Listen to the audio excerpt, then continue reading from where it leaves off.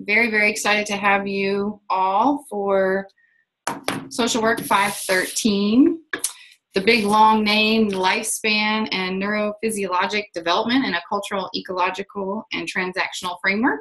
Hopefully you all will know what that means by the time you are done with this session or this course. So if you could please put your in on mute, that would be great. Let's see if I can mute everyone. All right, I'm just going to mute you all.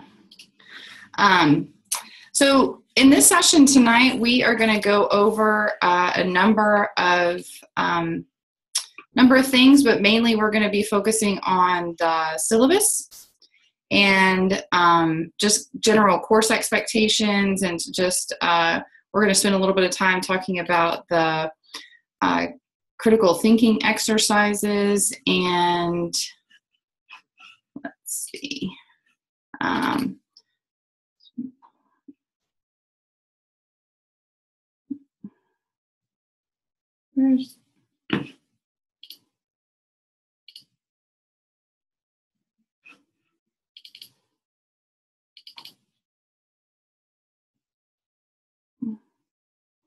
Sorry, I just, okay.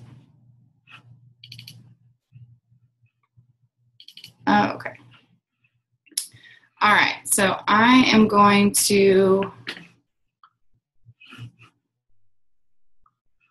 sorry about this.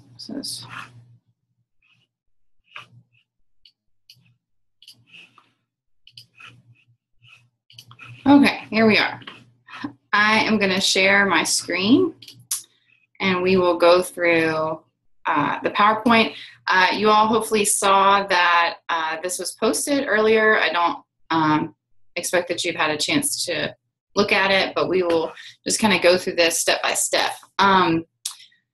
So a little bit about me. I am your professor, Suki Steckel. I go by Professor Steckel. I do have some office hours, Wednesdays, 2 p.m. to 4 p.m. But you, being online students, you can definitely make appointments with me anytime. Happy to meet with you, chat with you about anything at all, about my areas of interest that I've listed below. Anything about the program. I know for most of you all, this should be your first class in the program, so welcome to the program. And just be happy to talk with you, and just feel free to contact me using this phone number or this email. So today, like I said, we're going to just do a brief kind of course introduction, syllabus review, and if we have time, we'll do a little bit of laying the groundwork. If not, we'll just ask you to be looking at those slides, the rest of the slides that I've posted on your own, and just let me know if you have any questions. Yeah. So a little bit about the basics. You are going to have 4 Zoom sessions for this class. This is the first one, and then you'll have 3 each week. And I have scheduled those to coincide with the submission of your 3 critical thinking exercises that will be graded. The schedule for the Zoom sessions is at the very top of your syllabus. So if you're wondering when those are, that's where they are, and they will also be posted on Blackboard, but they are today, September 19th, October 17th, November 14th, so just one a month. And again, contact me as needed. I will always post, I'll go ahead and show it to you, I will always post the links on Blackboard. You can see them here. You will see just kind of, for online students, or, Zoom session 1 or Zoom session 2. And here's the link and the phone number. This whole folder lives under this weekly course units tab over here on the left. So all of your materials are in each one of these folders that we go through. They are not all posted right now because I'm trying not to overwhelm, but the first 2 are, so you should have access to Unit 1, Genetics, Epigenetics, and Human Behavior, and the Intro to Class, which has, if you click in here, has the objectives, the lectures I just posted. And again, for you all online students, I'll just make a note that everything is online. So just go ahead and make sure you click on that, because it's going to be slightly different from Monday's lectures. And then here are your required articles if you have not seen those yet. So that's, this is sort of the instructor view, but I think your view looks similar to that. So basically on every single week, your Zoom information will be posted here. So just keep an eye out for that. And I'll try to send an email when I post it, but just know it'll be posted at the beginning of the week, or probably, since we'll be having them Mondays, they'll be posted by Sunday or Monday morning. All right, so we'll just kind of keep moving along. I'll try and watch the chat room. So if you guys have a question, you can let me know just push your question in the chat room. But I'm going to move pretty quickly through this. Oh, you have a question? Someone have a question? Sorry, I thought you just said you had a question. Okay, maybe not. So today I will be doing most of the talking except for your questions, which I'll definitely make time for, but I'm going to be running through this pretty quickly. But the other 3 Zoom sessions are really going to be you all talking. So we're going to have interactive discussions based on the critical thinking exercises that I'll get into more detail with those in a little bit. But pretty much the weekly format of this class is going to be the same each week. You'll kind of get into a rhythm. Please know that they are structured to really live within that week. So if you're the kind of person that likes to work ahead, you may be able to do that, but it's going to be, this is a pretty dense course and it may be a little difficult to do that. But I need you to do the quizzes and do the readings and the vocabulary and all of that each week. And all of that is going to be outlined under those course materials folders for each unit. In each one of those units, you will have a lecture. You'll have some slides to review that will coincide with some recorded lectures.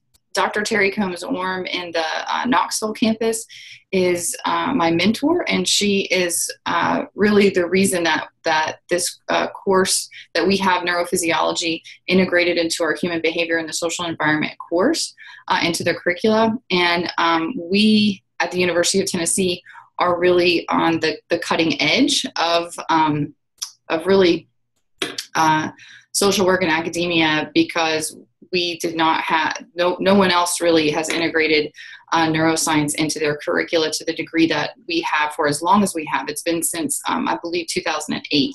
So we've been at it for a little while. I'm really excited about it. It's one of my passion areas, and I hope that comes across, and I hope I'm able to get you all excited about it as well. There's no required text for the first 4 units, first 4 neuroscience units. So all of those required readings are going to be posted. Each week they will have some complimentary videos that go along. Definitely love these videos. Some of them are as short as like 2 minutes. Some of them are as long as 75 minutes. So make sure that when you are planning your time for the week, that you make time for some of those videos. Also, from time to time, we'll have some guest lectures. They will either be recorded lectures or just guest lecture slides for you to review, particularly in the sex, gender, and sexual orientation unit. There's some, had a fantastic guest lecture for that one. So a little bit, I'm just going to kind of run through this, but just thinking about diversity, values, in the learning environment. This is an online learning environment, and when we get into some of the opportunities for group discussion, we just want to make sure that those, remain respectful and that you all are engaged and participate in the discussion, which hopefully you all will. We will routinely discuss topics related to race, ethnicity, gender, and sexual identity and sexual orientation and political orientation sometimes. So, sometimes someone may say something that you disagree with or that you don't like. And, we are all in a learning space and want to create a safe space for that. And just a reminder to be respectful And I know that all of you will be. Also, there's a note in the syllabus about this, but this one I take really seriously. It's important that, and this goes for my class and all of the classes in the program, is that you share, if you decide to share personal information, you only share to the degree that you're comfortable. There's definitely no requirements in this course for you to share personal information, but just want to make sure that I make a note about that. So you have got 3 written assignments. Again, those critical thinking exercises I'll talk about more in a little bit. And this is the place where the plagiarism issue really is important. And there are a lot of materials and resources on the Blackboard site that talk about how to avoid plagiarism and tips for writing. So before you, and actually every week as you're writing your CTE, whether you turn it in for a grade or not, think about this, make sure you're reviewing those writing materials and all that stuff, because it really will help you avoid that. And because sometimes you can wind up, misquoting or not necessarily formatting your in-text citations correctly, and it can show up on as plagiarism on my end. And whether you had intended or not, I have to send that on to the UT Office of Student Conduct for review. That's just a policy. I don't have a choice in that matter. So just really make sure that you really hit the ground running with mastering APA as soon as possible, and making sure that you're avoiding this. And if you have any questions, if you're, Professor Steckel, I'm really not sure how to cite this. Is this in-text citation, in the correct format? Is this a quote, or am I paraphrasing correctly? Again, there's a lot of tips on Blackboard for that, but if you really feel like you're getting stuck and you're kind of overly nervous about it or whatever, please feel free to email me. I'd be glad to work with you one-on-one on that, because, we all come from different undergraduate programs and different disciplines that have, some folks used MLA for their whole lives, and now they have to adapt to APA. So everybody's different, and I just definitely take this as a learning opportunity for everyone. But just, we take this seriously at the college and at the university level, and just want to make sure you all have the information and resources at your fingertips to avoid any problems. So a little bit, again, I'm sorry I have to talk so quickly. You have so much to cover in a really short period of time. But so a little bit about this course.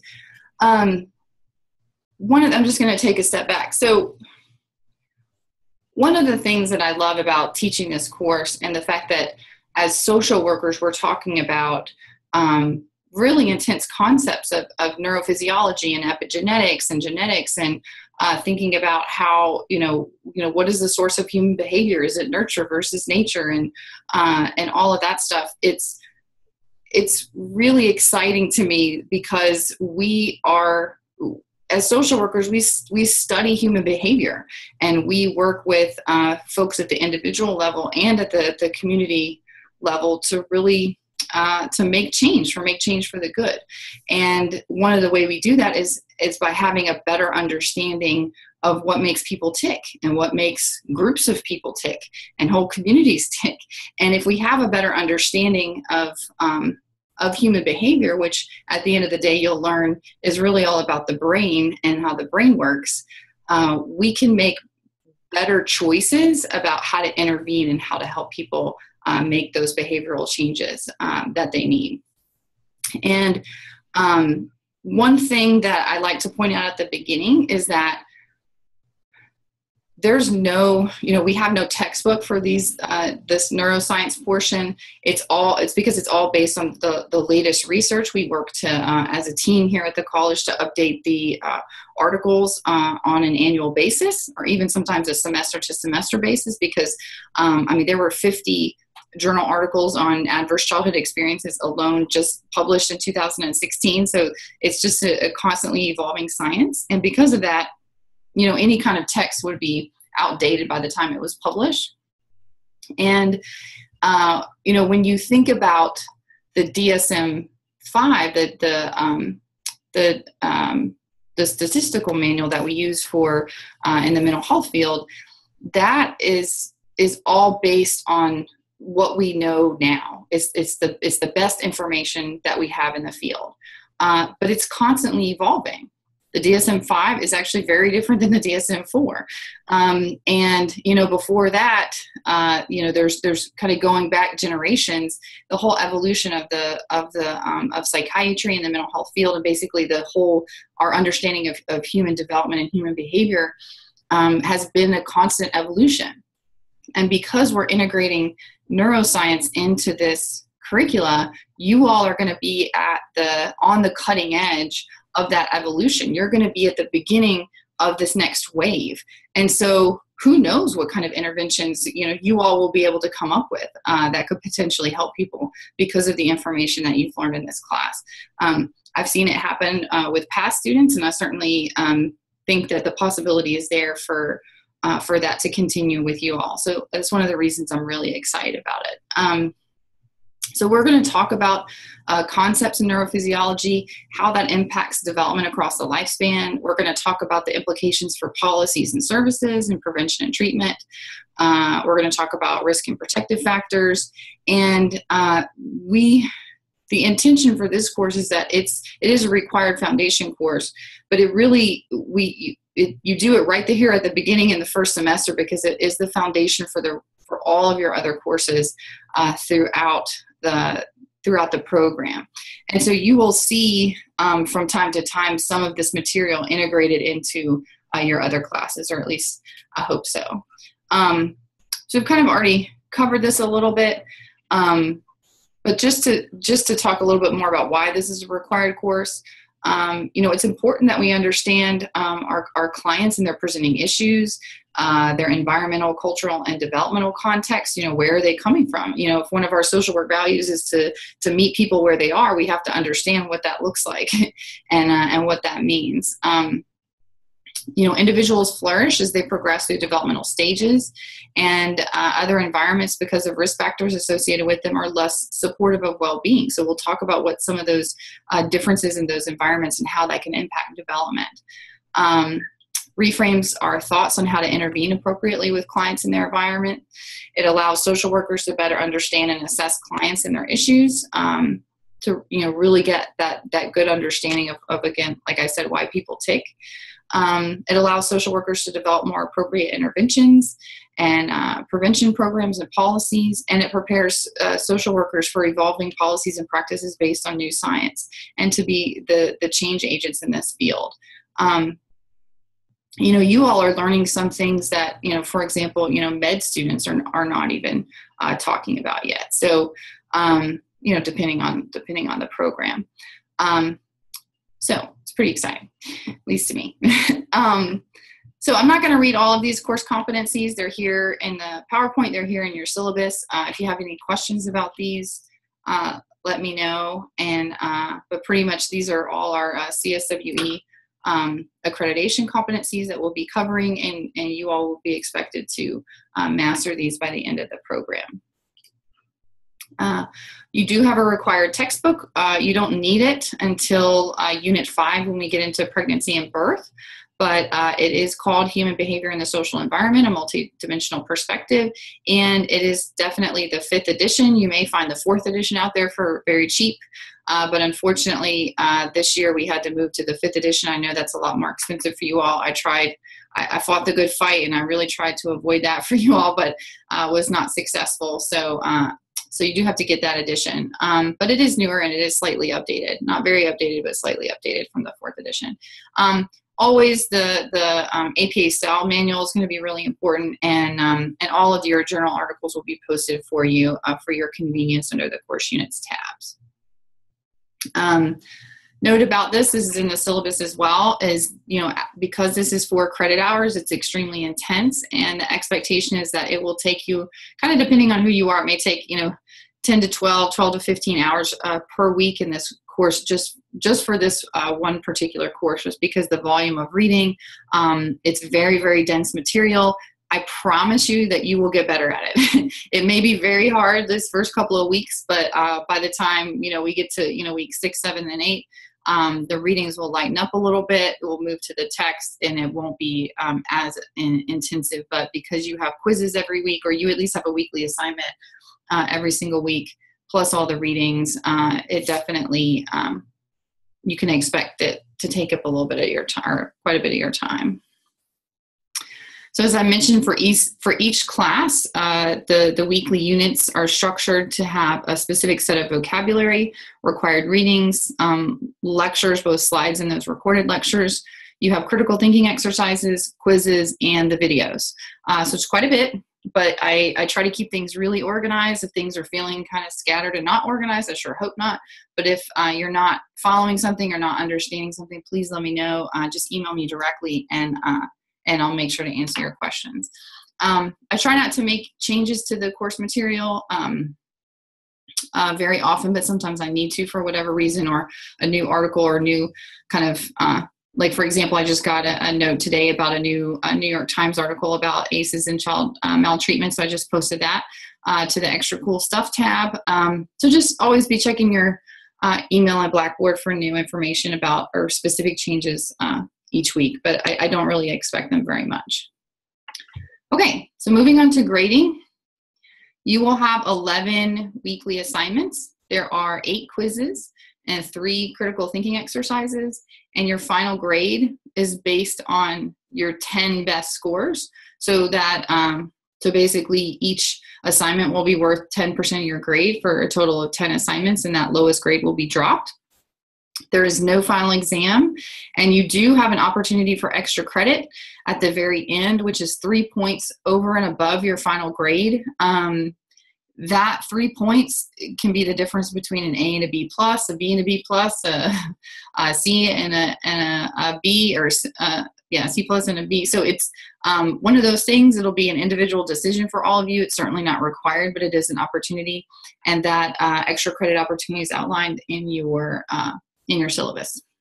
But it's essentially for you to turn in one of those non-graded CTEs that you all are doing throughout the semester. So I basically said this. Again, the CTEs are due once per month. They're always due on Sundays, and then they're followed by that Zoom discussion on Monday.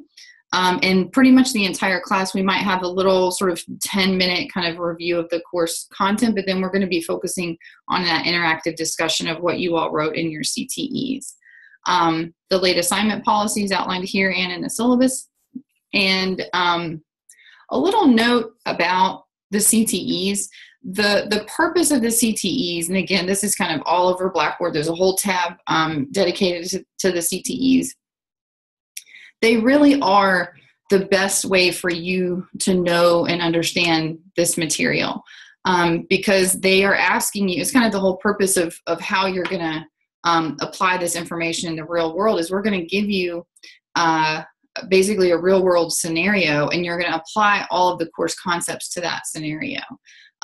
So it's a massive learning opportunity. A lot of folks get frustrated at the very beginning because it feels really hard, and it's only 250 words, which is basically less than a page. And you want to write so much, you want to give me 1,000 words, but you really can't answer these questions in 250 words. And there's some phenomenal exemplary papers that I've posted that you all can review. I highly recommend that you read those before you start, or go ahead and give it a whirl, give it a shot, and then see how you do, and then check those against the exemplars so you can kind of see how close you are.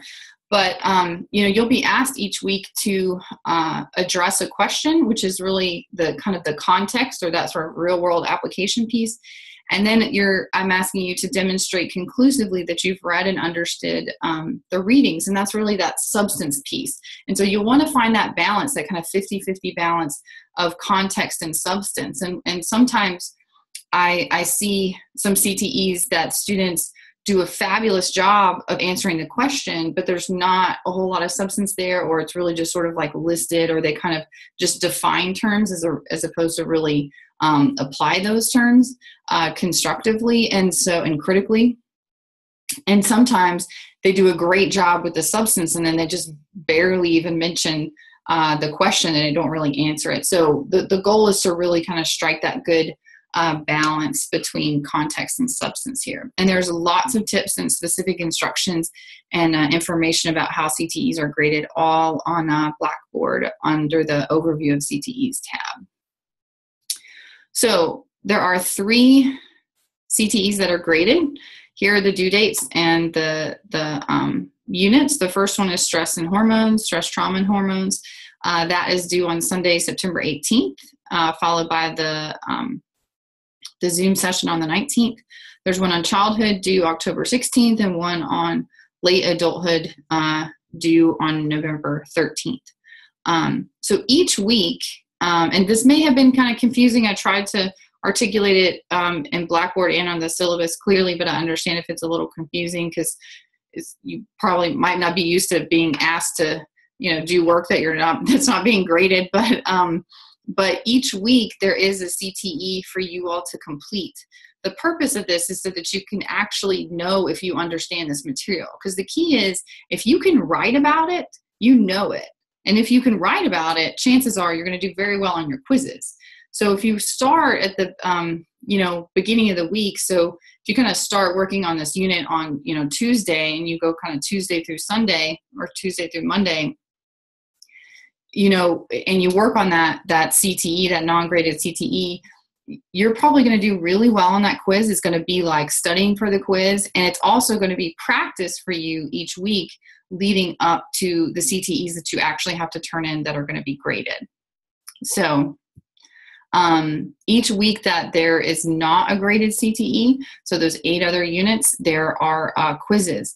The deadlines for the quizzes are always Monday evening, which is why I kind of think the course units kind of in my head sort of run from Tuesday to Monday. But it just sort of is up to you about when you finish that quiz. But that quiz is going to close. So you're not going to be able to take that quiz on Tuesday. You're going to have to take it by that due date, and then there just won't be another opportunity to take it. So please, please, please, if you're, going out of town, or you have something going on, or you have an assignment in another class, go ahead and work ahead, or just make sure that you're getting that done every week, because there really are no, unless there's kind of serious or extenuating circumstances, which you'll need to email me about, there really are not any exceptions for missing those quizzes. So please make sure that you plan accordingly for that. I know I'm running through this really quickly. Are there any questions so far?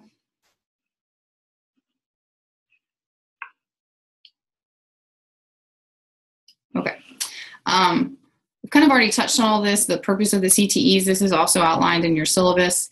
But one of the greatest things that you all may not see, but if you can take the long view, the skill that you all will develop over the semester, if you really do these CTEs each week, you will use for not just the rest of the program, but the rest of your career. For you to be able to read very complex material and synthesize it down to less than a page and apply it to an actual real life scenario, it's one of the most critical skills you could possibly hone and master in your career. People read bullet points. They do not read long papers. They do not read these journal articles necessarily when you're out in the practice world. So for you, what we always talk about is, if you are talking to a CEO or your supervisor or the commissioner or the governor or a legislator, you need to be able to kind of have that elevator speech, and being able to synthesize this material and critically analyze it and understand it in a written way really will help you do this in future settings on things that are, not even as dense or intense as some of the material that we're going to be covering. So that's also one of the purposes. It's just going to help you be a better writer and a better social worker just in general. All right, so kind of covered all this. So CTE format, all of this is on the Blackboard site as well. Definitely use APA style. You do not, it's really just kind of a short formal paper, so you want to make sure that you have your your in-text citations on point, your references page for sure, very good. But you don't have to write an abstract, and you don't have to write a title page. It's just one page for me, so I don't really feel strongly that you need to submit a title page. But it's very important that you upload those on Blackboard. The place to upload these down here, it says upload CTEs here. Try to make that easy. So here they are. You've got CTE 3, 7, and 11. And this is just, you'll just click on that link right there, or yeah, right here, and you will be able to upload that there. Now, I want to point out that there is an option for you to submit the CTEs by just typing in the text box on Blackboard. And please, please, please do not do that. That's what this note right here is. It says, while Blackboard will allow you to cut and paste your paper into the box, this is not acceptable. Please do not cut and paste that into the box. I will not grade it. It comes out really squirrely on my end, and I have a hard time running it through Safe Assign, and creates a lot of problems. So just please don't do it, even though it will let you. Also, it's almost guaranteed that it'll mess up your formatting. So if you work real hard on getting in an APA format, it could mess that up too. I've seen it happen a number of times. So just don't do it. So again, you need to use a reference page. And your references page really, again, your references, it's only matching your in-text citation. So if you don't cite something, you don't need to include it on the reference page. You need to use the majority of the readings for that week. There's also some more information under the how CTEs are graded about kind of using certain percentages. And you don't have to. I used to require this. I just decided not to. But ideally, you will also select one scholarly article on your own to integrate, but it's not required. You should focus on recency and relevance here. So pretty much kind of 2014 and to 2016 is ideal. Definitely do not cite your Wikipedia or Google. You can use your textbook once we get to that unit, but it's not ideal. And again, articles must be integrated in a way that demonstrates your understanding and integration of the article and not just listed. So make sure you're really using those. And if you have any questions about how to cite, Purdue OWL is a great website, has all kinds of little tips and tricks for you to help you out with how to cite correctly. So I talked about the Upload CTEs Here tab. Definitely, I'm not your OIT help person. You do not want me helping you with your technological issues. But if you have those, if you have trouble uploading something or you're not able to download something from the internet, if I try to check all my links for videos and stuff, but sometimes they, will work one week and not work the next week. So if you come across any of my links that are broken on Blackboard, please let me know about that. But otherwise, if you have any kind of technical issues, the OIT Help Desk is absolutely wonderful, especially if you have problems with your quizzes, or if you're in the middle of the quiz and the power goes out and needs to get reset or something like that. Definitely go through OIT and send me that. I can reset it, but I want you to go through OIT and they'll give you a ticket number and you can just send that to me. But they really are wonderful, and you can find them on the UTK website. Yeah, and there's also a resources link.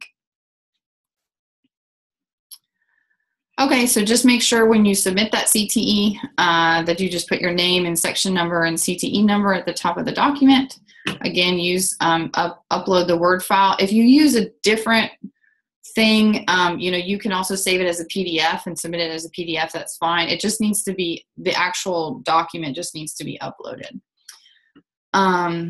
Yeah, and it says Word file, but PDF is acceptable too. I prefer Word, but. So on Blackboard, under this overview of CTE tab, there's a number of resources and information here. And this is really the section, how CTEs are graded. Talk about integration of the reading, synthesis of material, comparison and contrast, the critical approach. And then this is kind of my general grading rubric. It's not perfect. Done my best with it. But this is really, it's more of a, provides some more anchors. So sometimes the feedback, I will try to give you as much feedback as I can.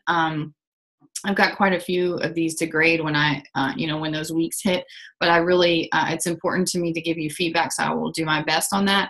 But sometimes that feedback may say, I may give you a few points and then say something like, see, grading anchors for more detail.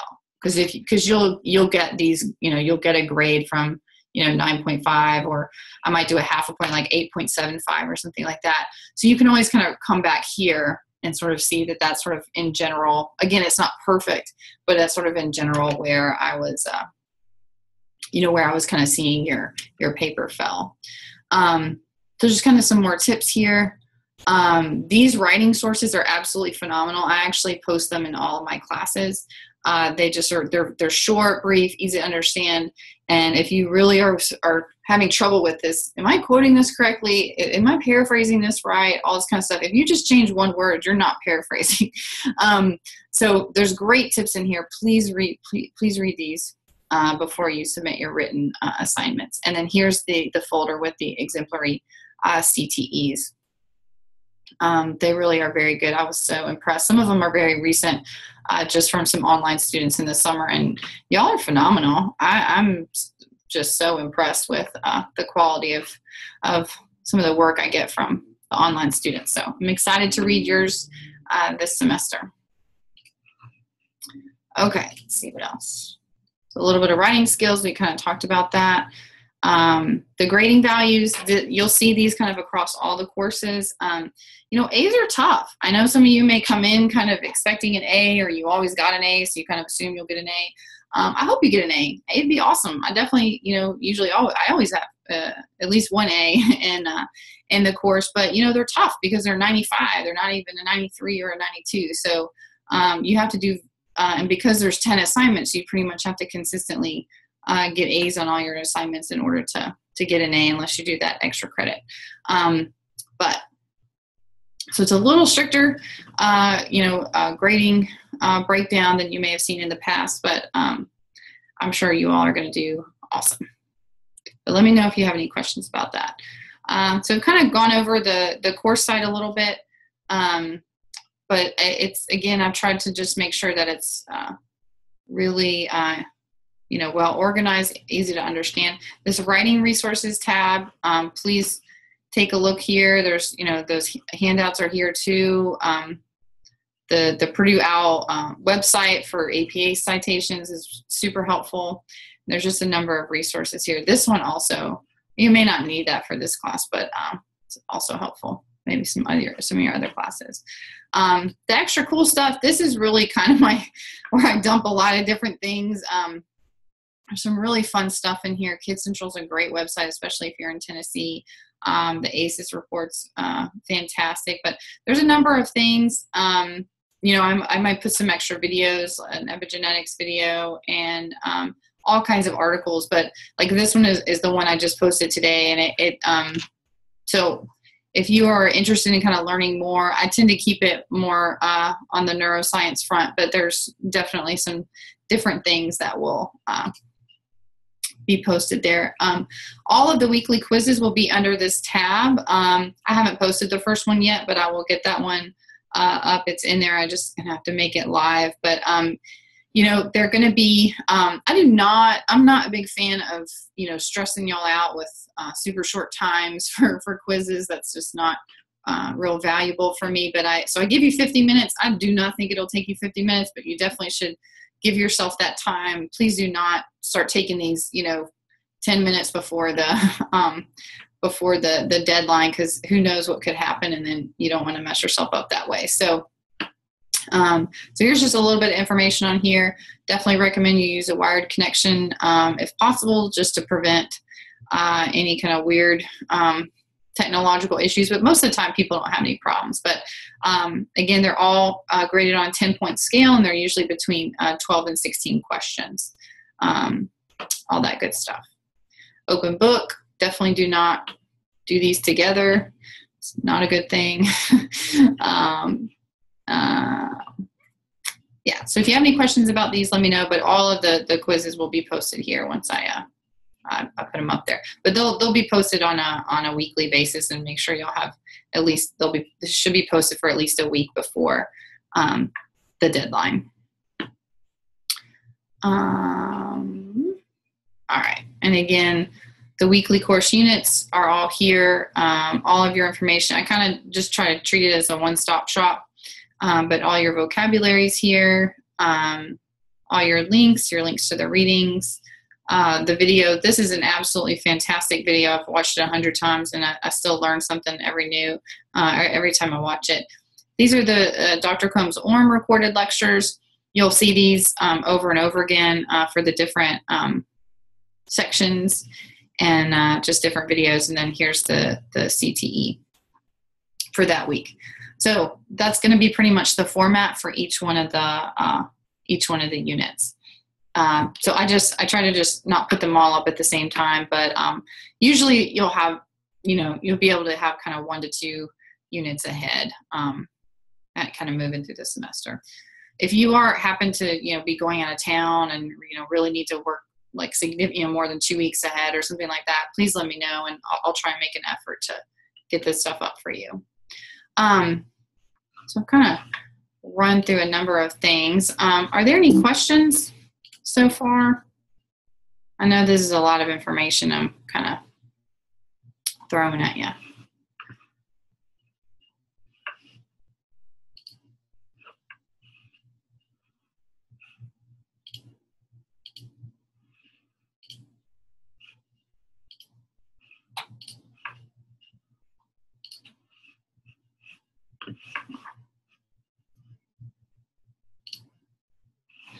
Okay.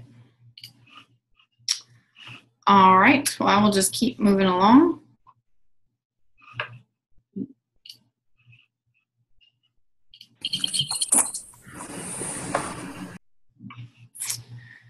All right.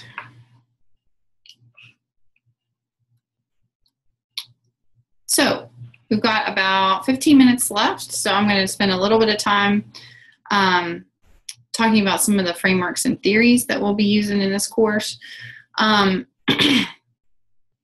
So one of the things that we talk about is we want to make sure that you're able to, as we move through this material, because a lot of it may feel kind of abstract, but I always want to kind of, bring it down to the real world, give you some real world examples, because that's really the whole point, is that we're really trying to prepare you for what you're going to do out in the field. So thinking about some case conceptualizations, consider an 8-year-old boy who is disruptive in school, bullies other children, and defies his teachers. Those of you in the school system have probably seen this before. Or you can think about it, someone who's older, a 20-year-old, Black woman who is depressed, has 2 children, is a single parent, and has a history of domestic violence. So kind of think of these 2 different examples. So what are some of the theories, and I'm going to put this to you before we kind of get into this, but what are some of the theories and frameworks that you automatically use to form an opinion of these individuals? And what helps you conceptualize these issues? So if you just kind of think about just some, just few examples, what are some of the things that kind of make you automatically, I'll just use the word assumptions, make some assumptions about, where this person may have come from, or, kind of what kind of systems they're involved in, things like that. Don't you all speak at once. You can unmute your line.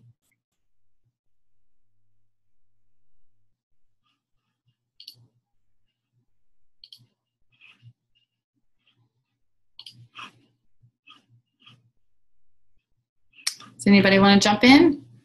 I would say that a lot of times we'd be quick to think that maybe they didn't come from a great home, or maybe on the other end, we might start to think, okay, well, what's causing this? Because,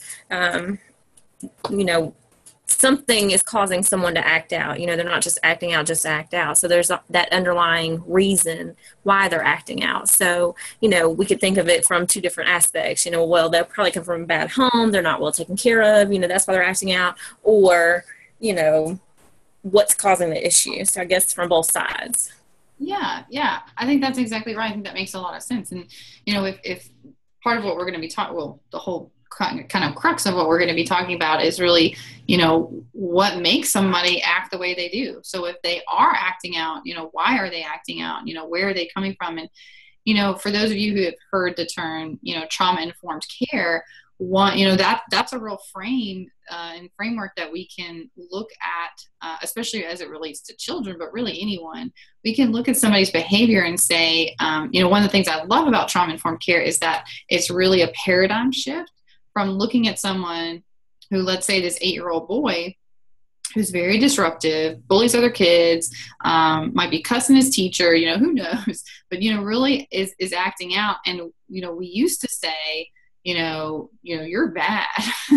What's wrong with you? Like, something is wrong with you. And trauma-informed care, that lens is really a shift from, what's wrong with you to what happened to you.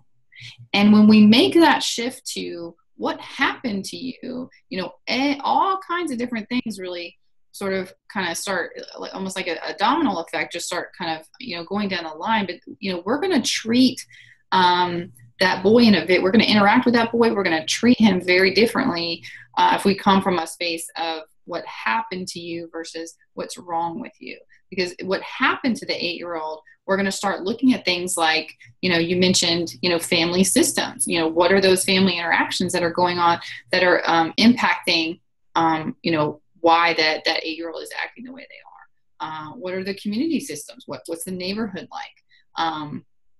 Are there, genetic components that we should look at? What were the first 3 years of his life like?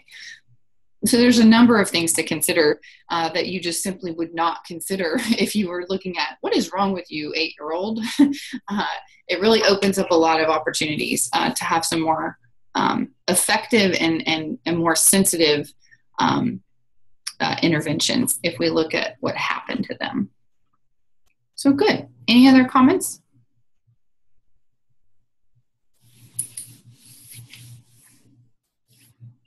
If you're talking, I can't hear you. I see somebody's lips moving, but I can't hear them. Okay. How about now? Gotcha, yeah. Okay. I would assume for the 20-year-old woman, she has 2 children at that age. I would assume things about her upbringing as well, that maybe education wasn't emphasized at home, or I would maybe make assumptions about the home life there. Yeah. And it's really important. One of my favorite phrases, just both in my personal life, but also in professional practice, is really to stay curious, rather than coming from a place of I'm going to make, because I can just have a little snippet about somebody, but, I always try to stay curious about, what has happened to that person, why are they doing what they're doing, and are there ways that I can interact with them or intervene with them that are going to be, more helpful than others. And if I start to ask questions rather than just, make assumptions, maybe to kind of glean some more information from that person, it can help us make more informed decisions, more educated decisions. Something like, violence, domestic violence, actually for potentially for both of these cases, we're going to talk more about, epigenetics in the next unit. And there are things that happen, and there are some theories that we're going to talk about that actually posit that if you experience certain things before a certain age, or even in the womb, and actually, kind of all the way from kind of like what happened to your grandparents and their grandparents, that you can actually kind of come into the world, be born into the world, wired to handle stress a certain way. And when we see reactivity in children, that's one of the first things that I think about, is that there are things like we are, as humans, we are some of the most complex and amazing creatures that, are on this, big wide world. And we are, our kind of evolution and our adaptability is so sophisticated that as a mother who is pregnant, you can actually tell your baby epigenetically that, when you're born, you're going to enter into a world that is not safe. So you're going to have a better chance of living in that environment if you are more reactive. And if you're quicker to respond, and you're quick on your feet, and you think quickly, and you respond quickly, you're going to have a better chance of surviving. But if you put that same person in a school with a lot of rules and a lot of adults that may not be responding in very sensitive ways, that piece can start to look very, abnormal, or can get more extreme, when really, there's a whole story there behind that for why that person is acting the way that they are and responding to the environment the way that they are. And there's a lot of that stuff that happens with that child, in the environment where they're born, which is why one of the things I love is just this whole idea of nature versus nurture is just poof, it's gone. There's now so much data, so much research that we know that there is no debate, there is no versus. It's just a both and. It's always been a both and. It's always going to be a both and, because genetics are only half the story. And now with epigenetics, we understand that the environment actually changes your genes. What? The environment actually changes your genes within one generation. That's why I love that Ghost in Your Genes video. It explains all of that. So we will get into some fascinating stuff. There's probably a lot of non-BSWs in this class today. So I wanted to take a moment to just talk about the ecological model. This may be some kind of super review for a lot of you, but I really like to talk about it, and it's important for this class because this is really the crux of what makes us social workers. Not everybody really leans into this model as much as social workers do, sociologists certainly, but it really is the basis of our whole language as social workers, and really where we're coming from. So when we talk about it, just the idea, we can just talk about the 8-year-old, we say, what happened to that 8-year-old? And someone, mentioned mentioned their home life. Well, this is really that microsystem, that initial just, that very, the base of that system. So that child is at the, the forefront of that system. So we would want to see what's happening with that child and what's happening with their family. What is their home life like? What are the dynamics there? Do we do a genogram even? And, when did we really look at their whole, what's going on? What is their ACE score? What is their adverse childhood experiences score? How many adverse events did this person experience before the age of 18? All of that, especially with that 20-year-old, it's going to be very, very interesting to know and help us make some better, more informed decisions about how to move forward. The mesosystem, you can see this MESO or sometimes MEZZO. This is that kind of one step out from that family system. So those peer groups, the parents' friends, the friends of the child, the school, the daycare. So kind of just sort of when you think about 6 degrees of separation, this is really just that 1 degree of separation. So kind of where are those first places that are impacting that child. So when we say, again, meet the child where they are, meet that person where they are, meet that client, meet that family where they are, we want to understand, what's going on in this mesosystem. One step out is that exosystem, which is things like a parent's workplace and social networks, local government. That's also kind of more of a kind of community system. So it's kind of maybe getting to a 2 degree of separation. And then finally is the macro system, where we're really looking at the broader culture, things like state and federal government, those policies that are impacting these other systems. This is really that larger kind of 30,000 foot big picture view. Even things like historical events, things like 9/11, things like, when President Kennedy was shot, kind of all of those bigger things, Hurricane Katrina, we'll talk about that in one of the CTEs. So those are some of those broader things that are going to impact these other systems, and they really do interact. They very, very much interact. I'm very much a macro, what we call macro social worker, and because this is the frame that I lean into. This is what makes the most sense for me, and what I'm very interested in is how these larger system issues impact children and families within their own homes. So it's very, very interesting. So this is definitely one of the frameworks that you will see over and over again. You'll probably see this again in Intro to Social Work Practice. Here's some more information about these different things, but just some food for thought. So many childhood development problems are known to be most strongly correlated with the social environment, or macro, but many social work interventions are applied at the individual or micro level. And we don't really have time to talk about it now, but can you think of any examples, or why don't you think about some of those examples moving forward, and even next semester when you get into your policy class? It's going to be really important to think about, especially when we start thinking about how do we apply these concepts for neurophysiology. Is, can we how do we support this behavior change? Is it happening on the micro level, or is there something kind of from a policy standpoint that's really going to be, much more important? Just kind of a random example, in the child welfare system, they have been dealing with the issue of human trafficking for a very long time, but they didn't really know that they were dealing with human trafficking.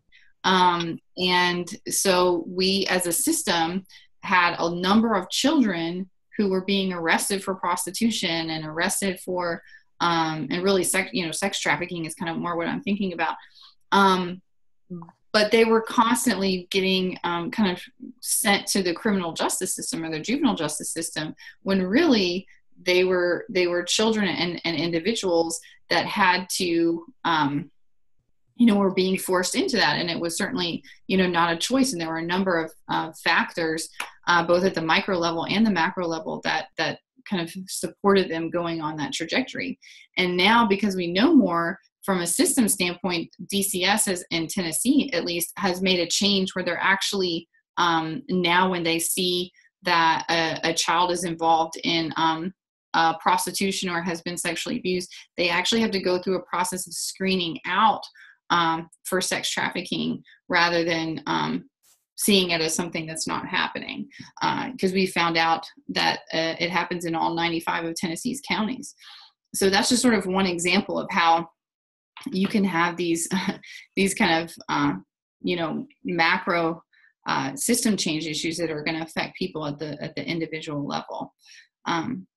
Anyway, kind of getting off the tangent, but we have just 2 more minutes this evening, so I will see if there's any other questions just about the syllabus, or about some of these concepts, or CTEs, or anything at all.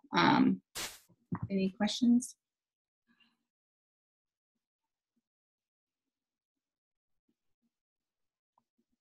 I don't want to be the only one who's talking tonight. I'm definitely going to be pushing y'all to talk when we're together again.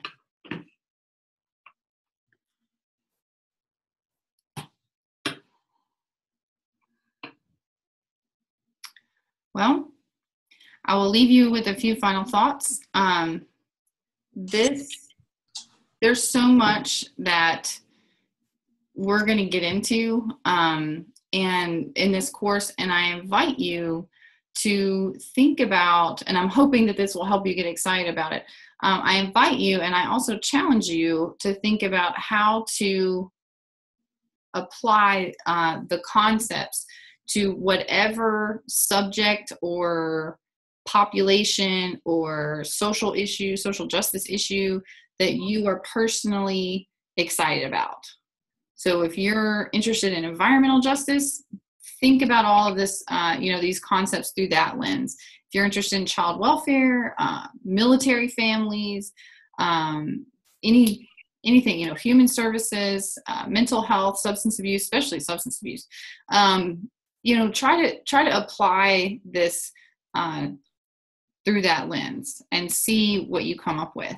I have seen some students really take this information and run with it, really apply this to their passion areas, and do some of the most phenomenal things. One of them is even our very recent graduate here in Tennessee is even just got a big job with the Tennessee Commission on Children and Youth, and is doing policy work around ACEs at the state level. And she just graduated in 2015. So, but it's really because she got excited about this information through this coursework several years ago when she took it. So who knows, the sky's the limit for you all. I really think that you're going to get out of this course what you put into this course. So I do hope that you can stay excited and motivated, and that it's not drudgery in any way, shape, or form. So please know that I'm here to support your success in this course. So if you need anything at all, please email me. I'm here. Again, I try to be responsive within 24 to 48 hours, and we'll get back with you as quickly as possible. So I know you will all be successful, but please let me know if you have any questions as we move forward. I look forward to working with you each week. Have a good evening. Thank you. Thanks.